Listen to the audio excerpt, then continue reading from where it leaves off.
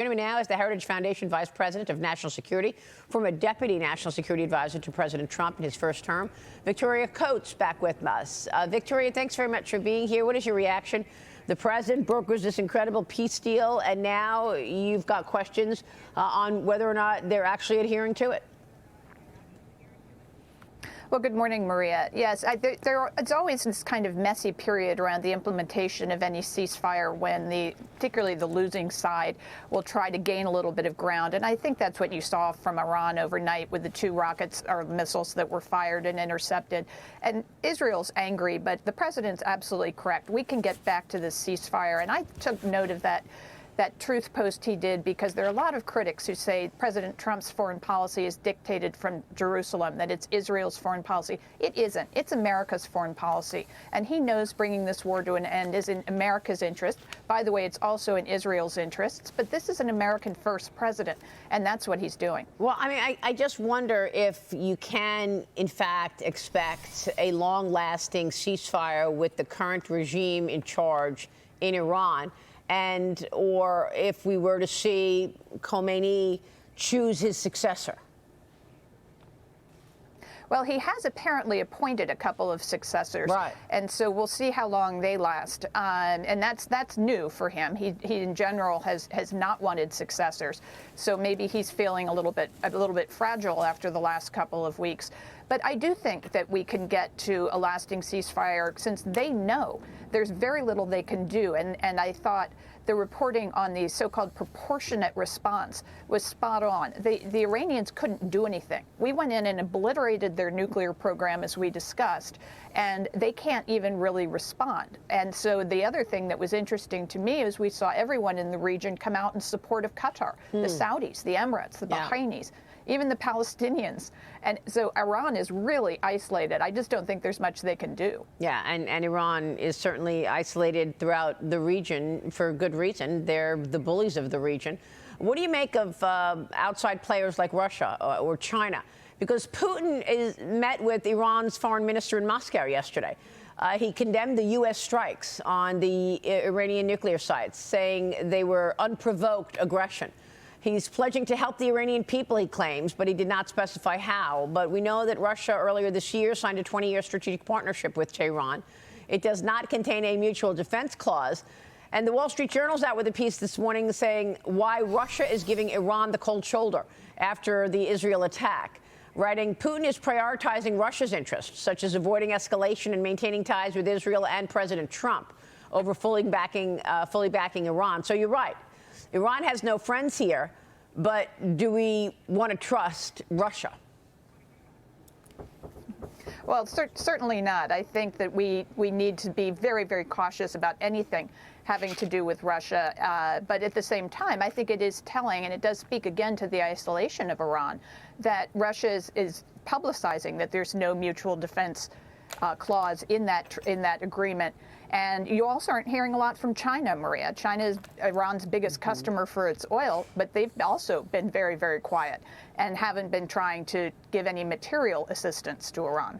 Yeah, it's true. And of course, that's got to be behind the inability of the Iranians to really close down the Strait of Hormuz. You've got to believe that given so much of that oil goes to China, that China had some pressure there to say, don't do it. What do you think?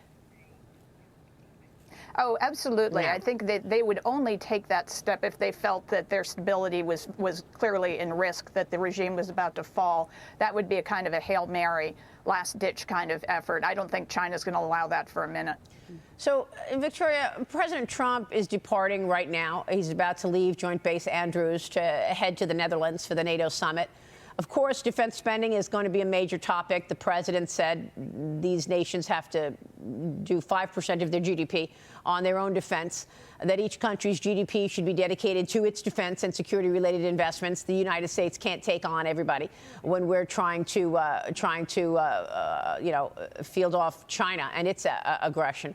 Many of these countries, the majority, are at 2% of their GDP, Victoria. So do you think those numbers increase? I know Poland is above 5%, by the way. They moved very quickly after President Trump first encouraged them to do so in his first term.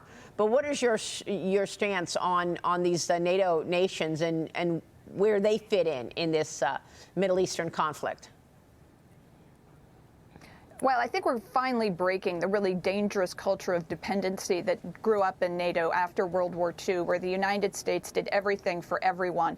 And, they just realized, or they assumed they could rely on us for their defenses, and they started spending on all sorts of ridiculous things, on their social networks, on their green agenda, and that's where all their money is gone, instead of going into their defense. And now they've got Putin in Ukraine, clearly eyeing up NATO members. We have obligations in the Middle East, not to mention the Pacific, so we can't do this anymore. And President Trump has sent that message loud and clear. He's done what Joe Biden was too scared to do, which was to say, we're not just going to get to 2%. That's the floor, not the ceiling.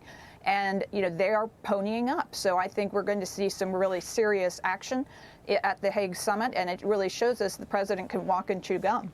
What an incredibly consequential move that President Trump led, and that is the commander-in-chief directing our military to take out those 3 nuclear sites in Iran. What are the long-term implications of that move, Victoria?